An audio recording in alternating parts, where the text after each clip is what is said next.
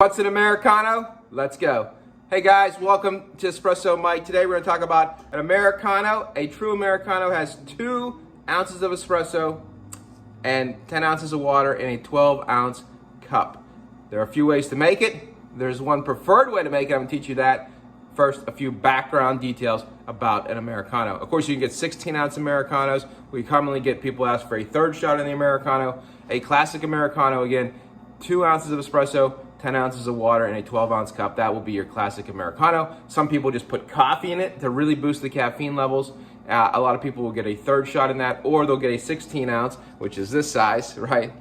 16 ounces with 3 shots and a little bit more water. So those are your typical Americano sizes. But again, a traditional one, if you go to a specialty coffee shop, you're probably getting 2 shots and 10 ounces of water in a 12-ounce cup. If you get anything less than 2 shots of espresso in an Americano, it is not an Americano. A 12-ounce cup of coffee and 2 shots of espresso have roughly the same amount of caffeine.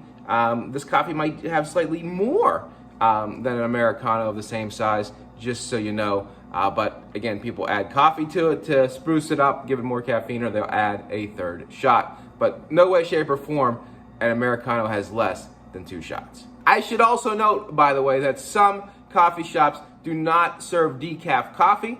They'll do decaf espresso. It's easier, quicker to make it than brewing a full pot of decaf when you only get 2 or 3 decaf orders a day. So keep that in mind.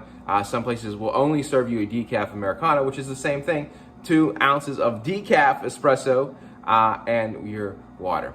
Now, the proper way to make Americano, so there's 2 ways. You could either pour the 2 ounces of espresso at the bottom of the cup and then fill it up with water, typically around 200 degrees, or you can fill the cup up with water and then pour the espresso on top. Now, this is highly debated in the coffee industry.